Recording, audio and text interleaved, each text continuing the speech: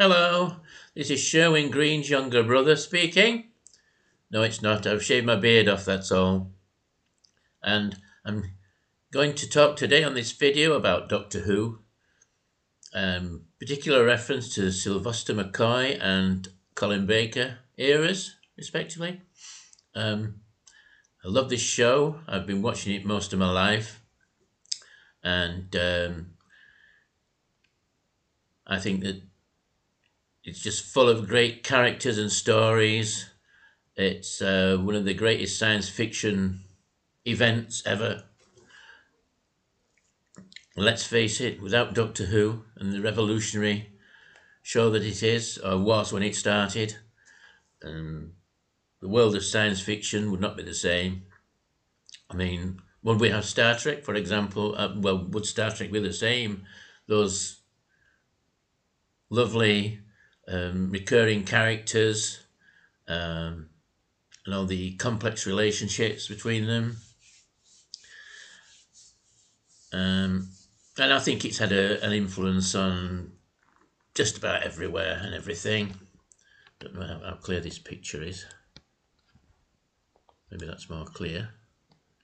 Perhaps. Yeah. Sylvester McCoy and Colin Baker's era was during the time that I think of as the a parallel world or parallel universe Doctor Who.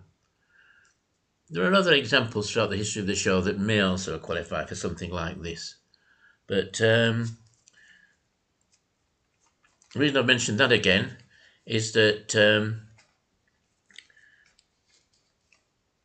during this John Nathan Turner spearheaded period, which started with the last season of Tom Baker as the Doctor, with Tom Baker as the Doctor, and went on until the end of Sylvester McCoy's when the show was cancelled. The whole show was so changed. Not just the look. The look is important, but also there were. I don't mind the changes in policy could have happened normally, but there are certain inconsistencies, and in these choices of episodes or stories that I'm just going to talk about, as in worst to best of my favourites. I hesitate to use the word worst at all because I just love all of them. But there's some things to be forgiven in 80s Doctor Who, a bit like 60s Doctor Who.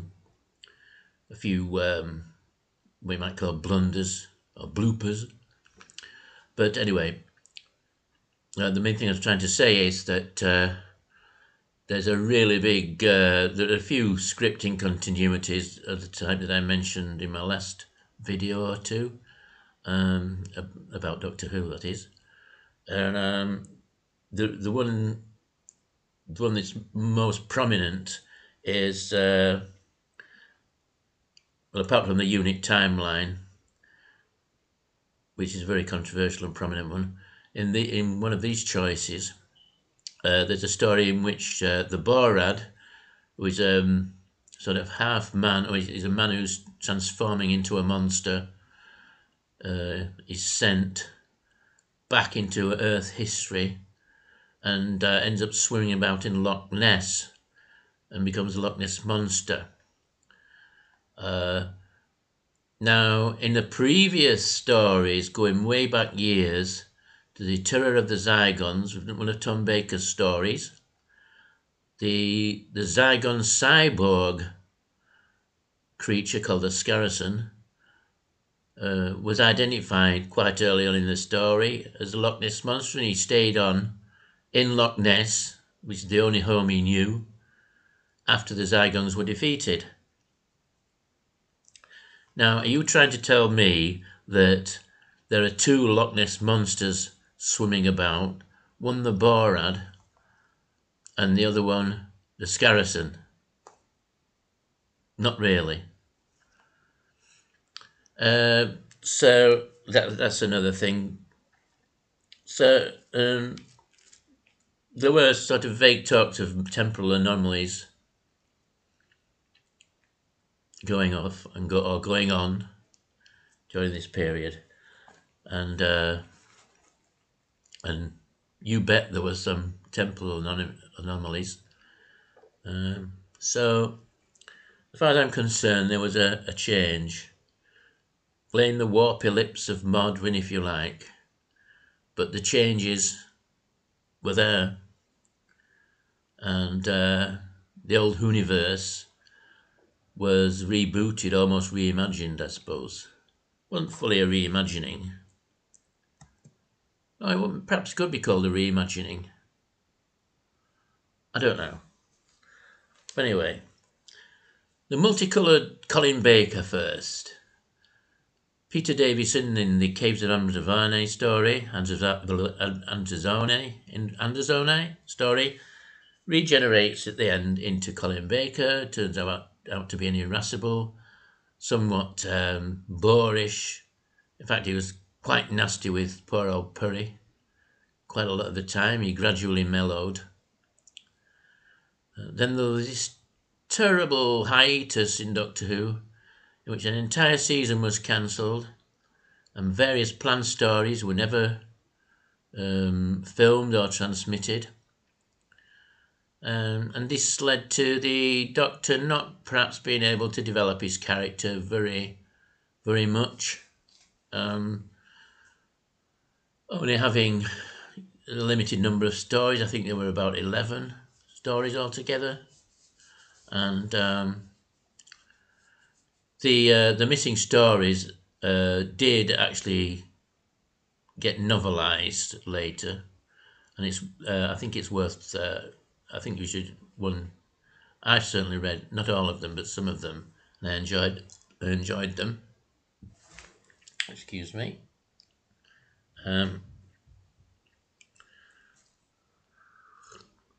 Must have a drink. The old throat getting a bit dry. But anyway, and similarly, actually, Sylvester McCoy, he only did 12 or 13 stories, I think. Doctor Who was on the way out during this time, but I can't do a top 10 of each.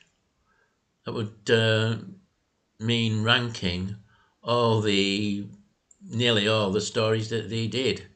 So I settled upon doing a top 5 each, but I've thrown the odd one in as well to make them, well, basically 6 each.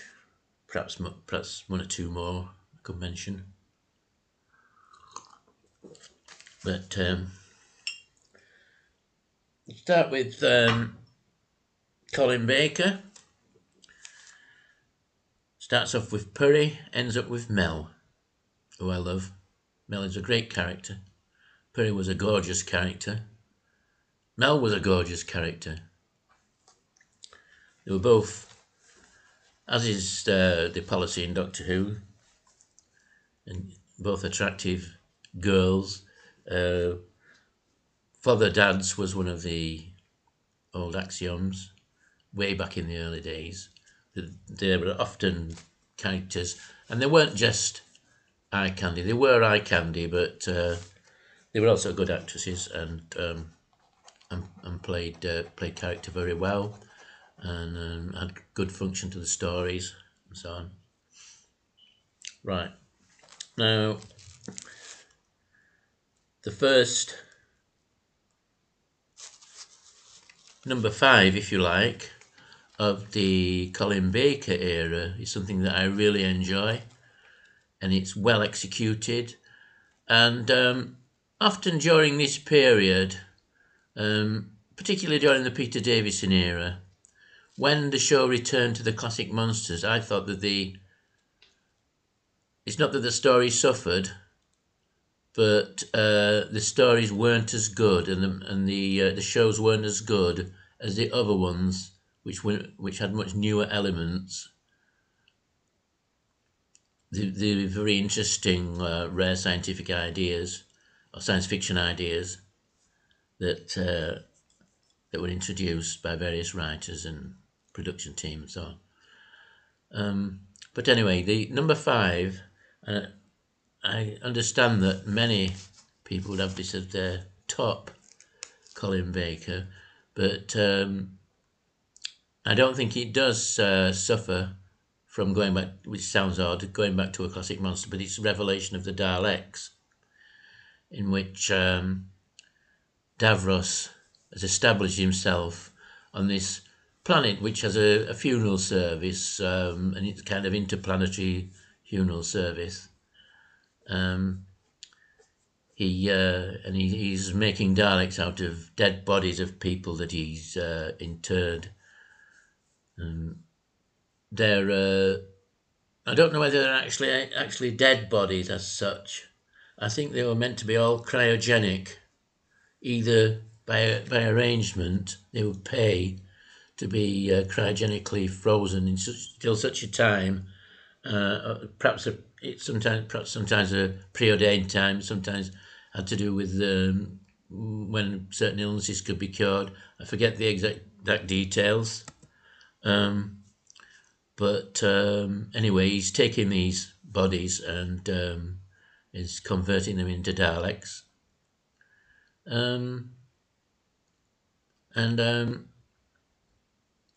There's some wonderful characters in this, especially the DJ.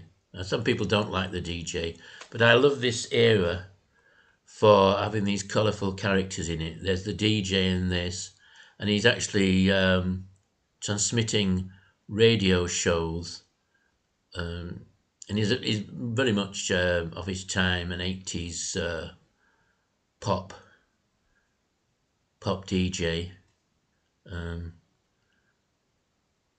I think, and he's transmitting them to the people that are asleep, and I think that it's audible to other people as well who live in the colony, on the planet, because there's a thriving little community there. Davros is a kind of underground character, but of course he's regarded as a great healer. He works a few scientific miracles for the people, and they don't suspect him of anything, probably. But the character of the Doctor and Perry, of course, are very good, and there are all sorts of interesting things going on. The Daleks are being just used as kind of guards or almost like policemen by Davros, and if I remember correctly, they're regarded as robots, service robots by the people there. People seem familiar with them anyway. But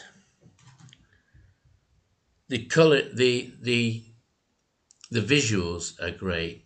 From the Doctor in his blue cape and purry coming out of the TARDIS into this snowy place, and getting over this wall to enter this place where this funeral's, well, not funeral obviously, but it's like a funeral service.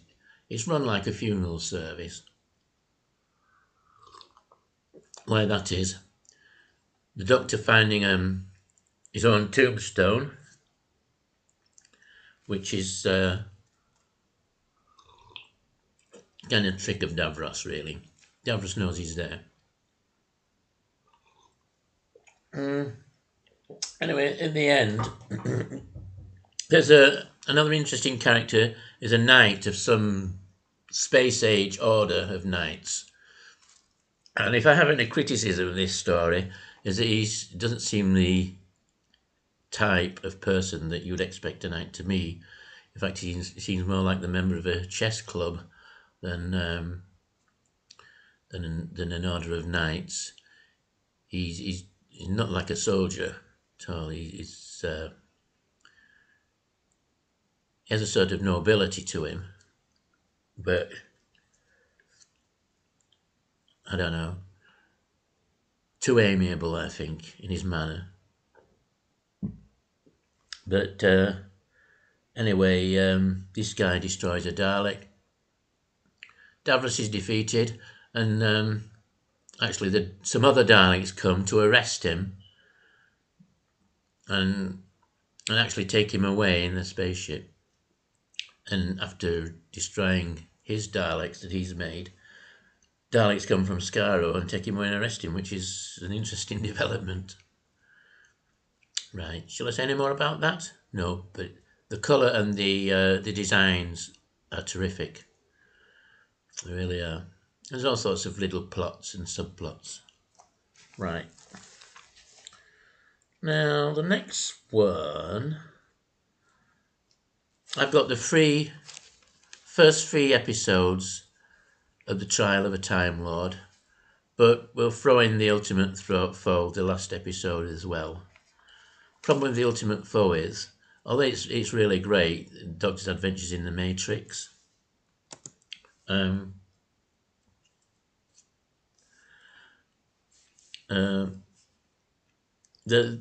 The problem with that is that throughout the series of the Trial of a Time Lord series, comprising of Mind Warp, the Mysterious Planet, Mind Warp, the Turret of the Vervoids, and then the Ultimate Foe, there are certain plots and subplots that never get resolved until almost the very last moment in the Ultimate Foe, when the Master, who's been working behind the scenes against the Doctor, gets this. It's like a briefcase that holds some of the secrets of the Time Lords, and this thing has been featuring mysteriously through all three of the other stories, or pretty much all three. Quite a lot of scenes from before during the season, and when he gets his hands on it, he just says a few words, and then something happens to him. He's frozen or something, blasted, and one has to really stretch one's imagination to think what's happened. He says some really indecipherable jargon, and I've gone back over it and over it, and I think it's meant to be a booby trap in this container, and so he doesn't get his hands on the Time Lord's secrets. And there's another storyline in which there are these sleepers of Andromeda, people sleeping in Andromeda, and I'm not absolutely sure that there was an explanation about that in the Ultimate Foe. The Doctor said a few words about it, but it went over my head, and it still has. So I don't know why there were these sleepers in Andromeda. I have no idea. I tried going back over it, and I still couldn't figure it out. Right, so we've got Mysterious Planet, Mind Warp, and Turret of the Vervoids. Because of its brightness, and because of Mel and the characters and the story, the sort of detective story, I think I might put Terror of the Vervoids above the other two. But the Mysterious Planet and Mind Warp, I just don't know how to rate them one against the other. Mysterious Planet is great. Again, there's some great colour scenery of particular one that I particularly remember is the Doctor and Peri walking through this pine forest, and it's just beautiful. And they get to this, and it's a bit like Beneath the Planet of the Apes, or Planet of the Apes, the Charlton Heston film, in which they found bits of London sort of in caves, and it's explained later that the Earth's been moved a number of light years from its normal position, and hence it's kind of turned into this this mysterious planet. I think the robot's fantastic in it. As for Mind Warp, the emergence of or Return of Syl. I've not rated Vengeance of Varos in this because I think it gets a bit pedestrian in the middle with people crawling through tunnels and finding various hazards. And also perhaps it's just a bit too dark with the hanging and the people watching cruel reality TV and actually voting on whether someone lives or dies. And we're talking about domestic viewers watching the TV.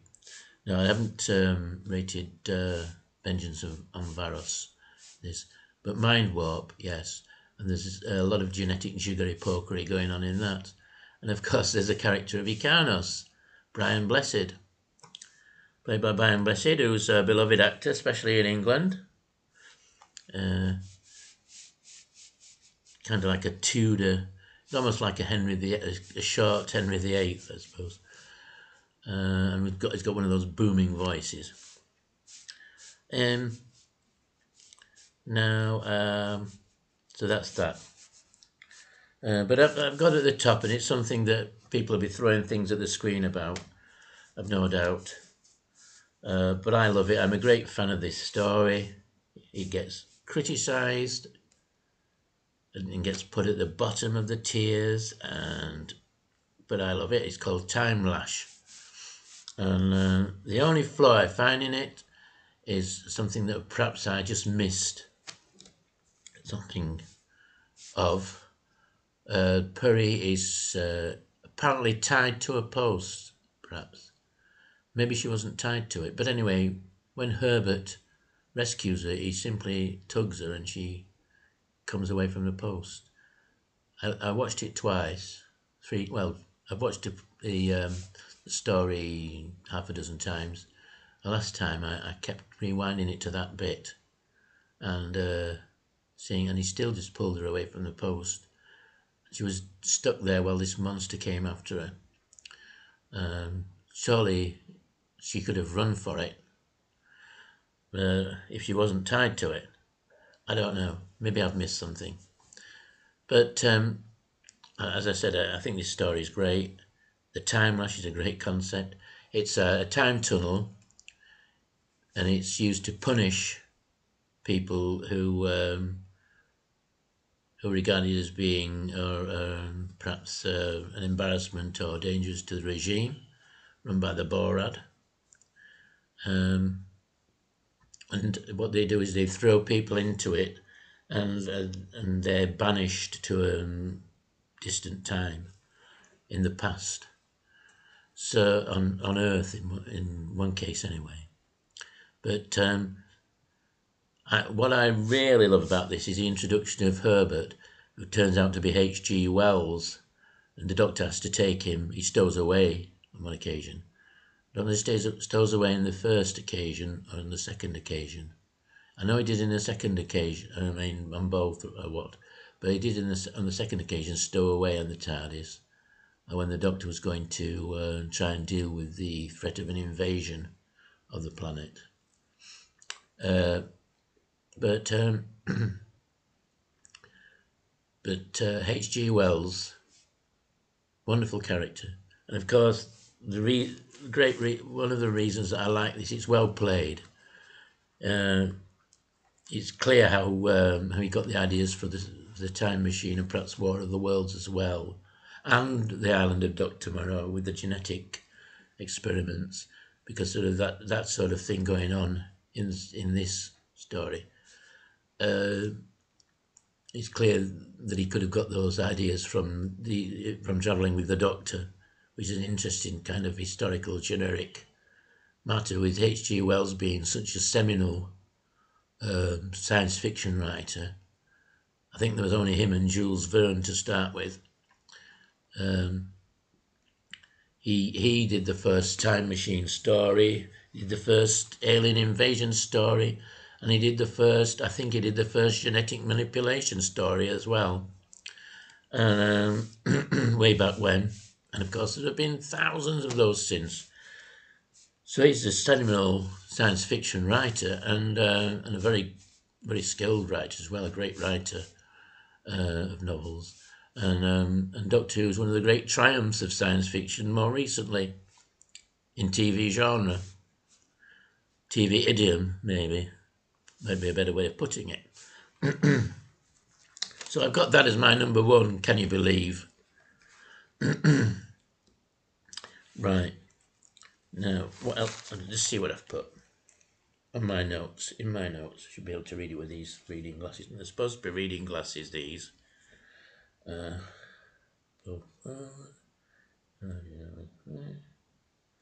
have to say that both these doctors didn't get a lot to do compared with the previous doctors, as I said. But it's worth checking out the audio adventures, Big Finish particularly, in which they both flower considerably. They do a great job as the Doctor. Right. Now, so, let's see what else. Right. On to Sylvester McCoy, top 5. But at number 5, I've got Ghostlight, mainly. But I'm also throwing in the Curse of Fenric, which is often people's number 1. On the one hand, you've got Victorian, a celebration or exposition of Victorian science and culture, and a play on evolution. There's a spaceship buried in this house, and it contributes a great deal to Ace's backstory, the new companion after Mel. Ace. It's a house in Perivale, which was a little village then, and Ace was from Perivale in the future. And also Fenric also contributes to Ace's backstory. I think she meets her own mother in it, but there you get World War II, and you get all the espionage and intrigue of World War II. And the Russians, and Fenric the Great Evil, perhaps even greater evil than the Black Guardian.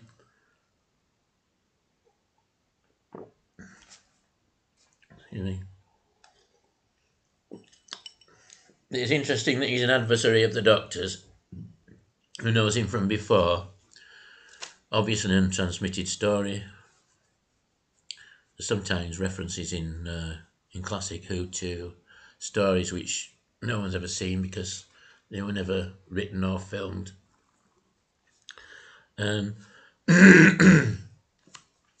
So I've got those two as joint number 5. And I'm going to talk a bit about Ace. Ace is as much a star of this era as Sylvester McCoy. I'm not saying she was in the best stories. In fact, my 2 top stories are both stories with Mel in them. I thought they were better. I think they were better on the whole. But the stories with Ace in them, and one of those has Ace in as well. Does it? No, not the top 2. But Ace is this real star, and quite a number of shows that she was in explore her backstory and her personality, and she's very interesting. She's a bit delinquent, very flawed person. The Doctor loves her, takes her under his wing. I think she loves him as well. So it's worth watching all those stories, not just for the story, but for the story. I keep saying story.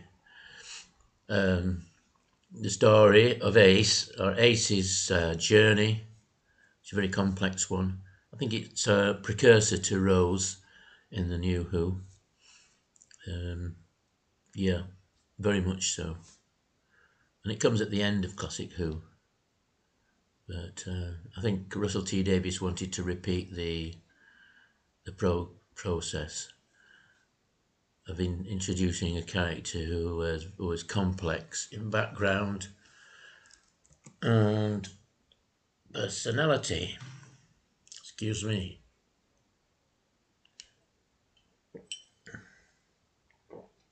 So that's Ghostlight and Curse of Fenric. Now the next one is another one that people tend to put at the top, on the top of their list, and that's Battlefield. It's a great, again, parallel Earth story, parallel world in which the Doctor, at least he looks like Merlin when he goes there, and in which Arthurian legend is true. All sorts of characters from Arthurian legend come through. Brigadier Lethbridge Stewart is in it again. He's in the show again on this. Unit is in it. And there's a slightly crap monster by way of design. Monster's perfectly good, but the design's crap. Sometimes are in these stories. But there are some great designs as well, which I'll come to later.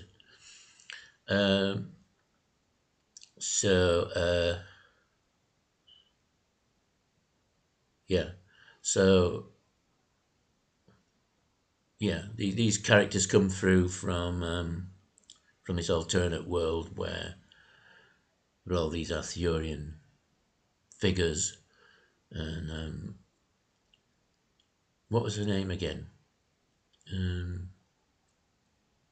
She played Sarah Kingdom in the Dalek Master Plan. She's back in this as Morgan Le Fay, I think, this sorceress, and she's the one that brings the crap monster. But anyway, I think I've mentioned just about every aspect of the story. It's very well executed. Right. But it's not my top story. It's just well worth a watch.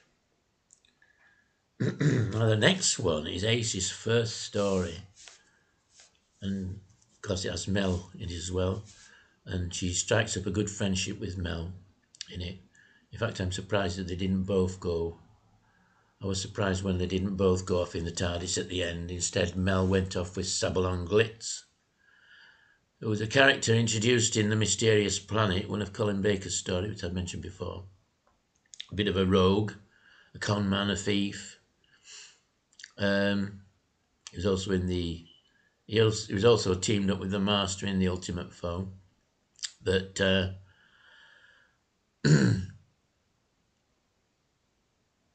what was I saying? Oh yeah, Mel and Ace did strike up a good friendship, and Ace, this character of Ace, played by Sophie Eldred, just really took off in this story and went on, of course, to greater glories later in the series.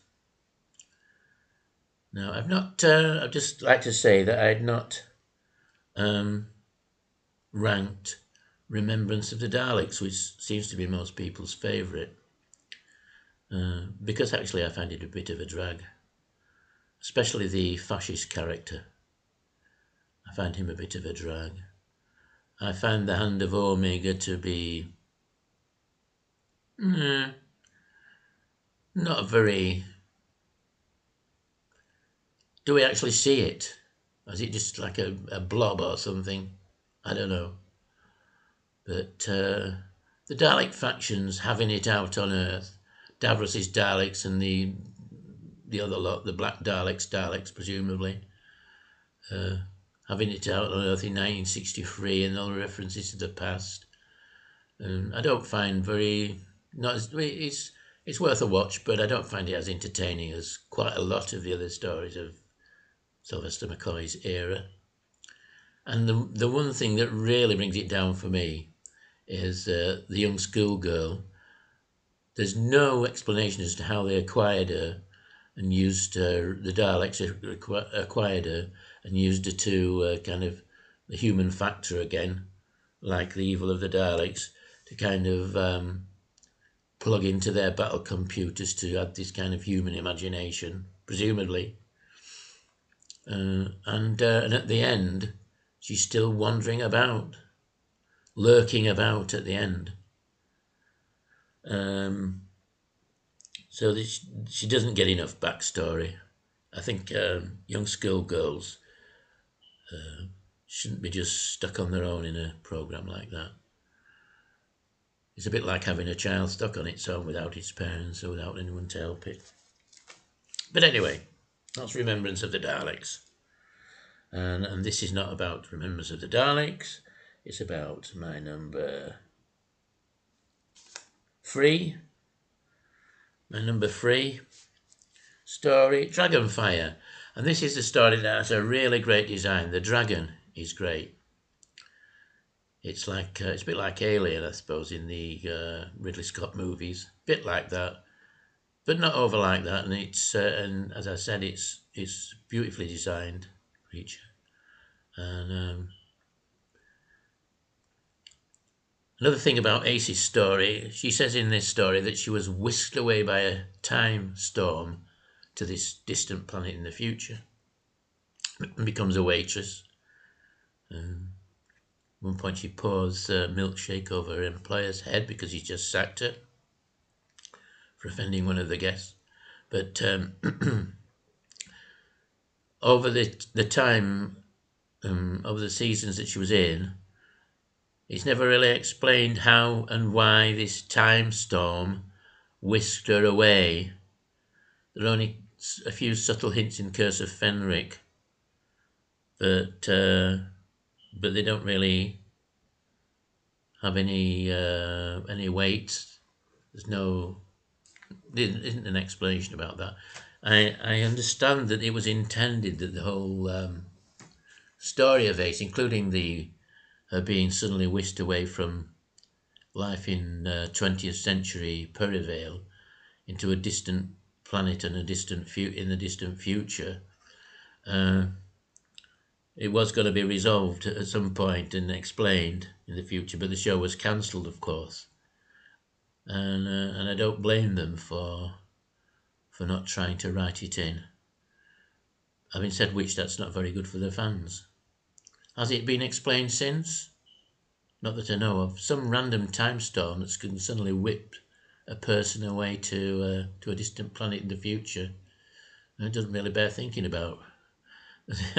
How the hell does that happen? But anyway, Dragonfire. This dragon has this mythical treasure. It's been there for thousands of years in this icy world where there's kind of grown up a colony serving as like a petrol station, I suppose, not for cars, for spaceships, a refueling station. And this guy there is after the treasure that the dragon has. It turns out to be in its head. The doctor gets it to open its head up because it's a biomechanoid character. I think it's cyborg. And there's this power source.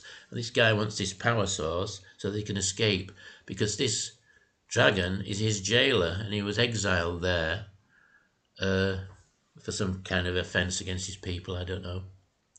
Forget what. And anyway, at the end, Mel leaves. Ace joins. And the rest is history. Now then, my top 2.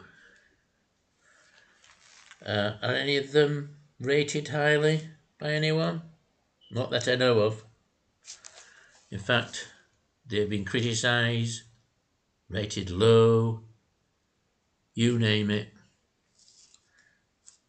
Everything's been hurled at them, but I think they're the best ones and I love them. And my number 2 is Paradise Towers. Fantastic story about this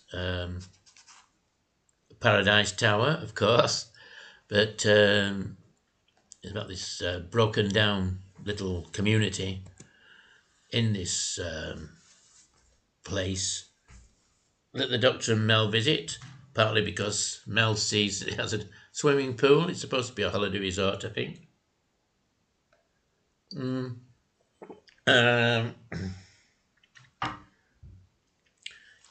it works very well. The caretaker has been feeding this monster and he with people and a couple of delightful characters, two old women that eat people, and this caretaker's great, and he has this robot going around killing people, and although it sounds dark, it's actually quite light in tone, and the thing that might have let it down is these silly girls in various colours. You know what are they called? Redskins or something. I forget what they're called. But these daft girls. But what the little girl gangs? What saves it from being as silly as it could be is the dialogue, because they have this kind of codish way of speaking, and it's quite convincing that they are future urchins, if you like, of this decaying civilization or decaying community. And it's interesting seeing in the DVD that I've got of it. There's a very interesting little documentary about how the story was written, and the different processes that the story went through before it was realised on screen. But anyway, good one, really good one. And my top one is definitely not one that people rate at all, but to them, and no offence, but it's Delta and the Bannerman. I'm a big fan of this story. I love it. I think the bee theme is superb. It's unique. These bees have a lot to do with the concept and the psychology of the story. Ken Dodd is fantastic as the galactic parking attendant. Could call him. He's like a parking attendant that you find in a car park, but he's in a spaceport. He's fantastic as that, and I love the idea of the trip on. It's like a coach trip back to 50s Earth. Was it 50s Earth? I think so. They're all dressed as in 50s clothes. All these people. I don't know if they're all Earthlings. Probably not. And this coach, this supersonic space age coach, but it's shaped like a tour coach of the sort that you get. I think you still get them. Yes, you do.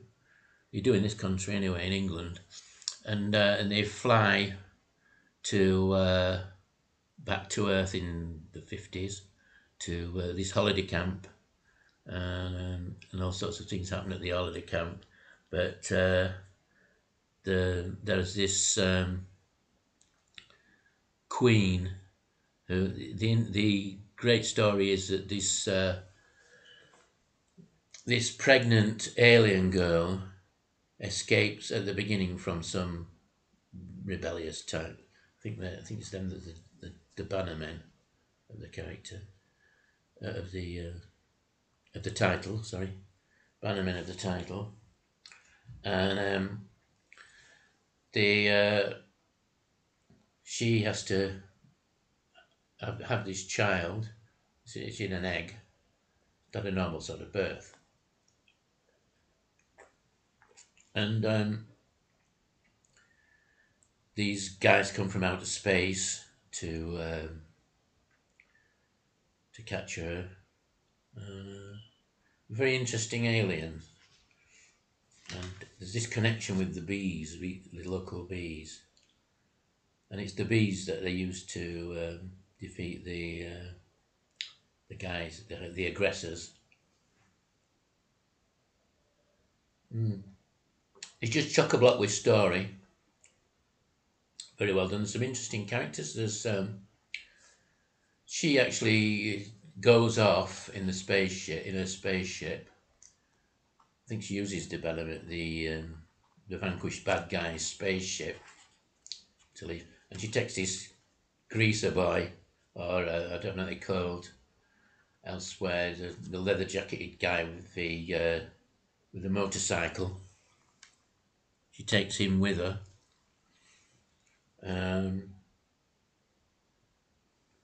And he's taken this liquid that was for the hatched child. Child's great, but there's so much in it. I can't just go on and on about the different aspects of the story.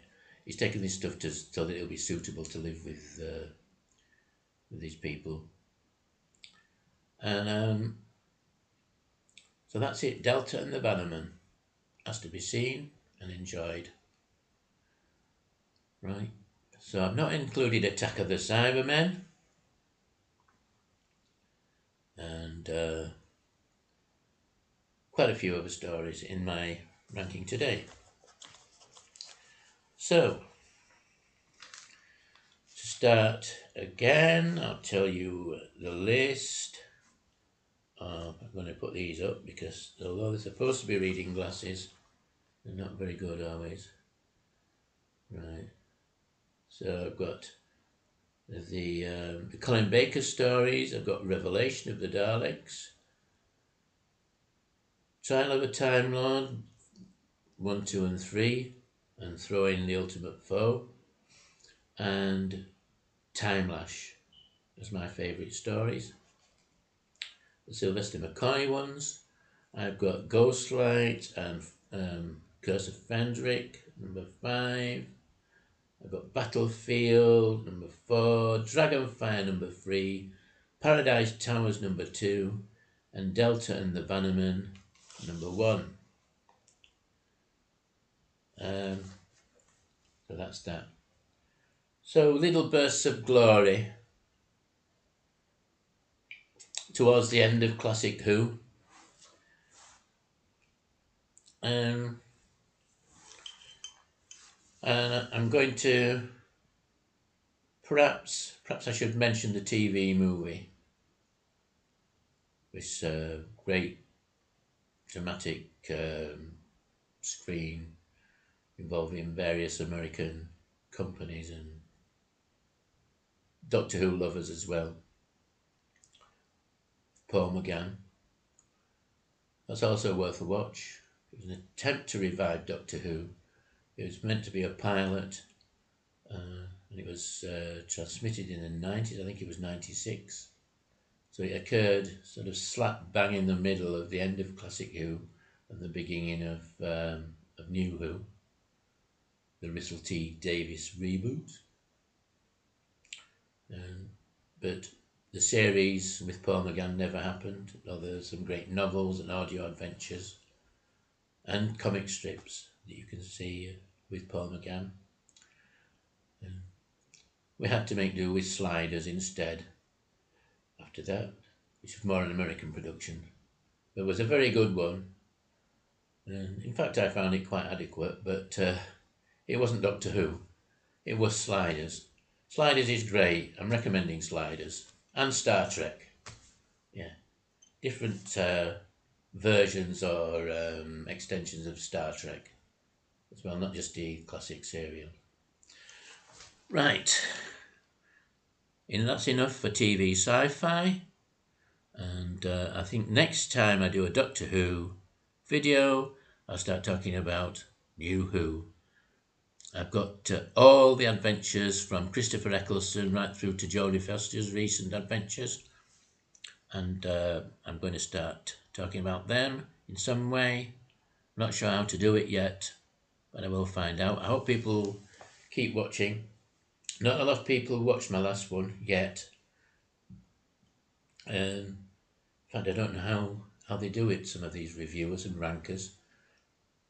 that get thousands of viewers apparently, some of them. I haven't got a Patreon site. I thought of that, but I thought, wait, money. But if I get round to it, I'll let you know. I'll probably get round to it. There are other options as well, aren't there? But I'm happy doing these YouTube videos for music arts ranking. And hopefully I'll get more attention in the future. I'm sorry about...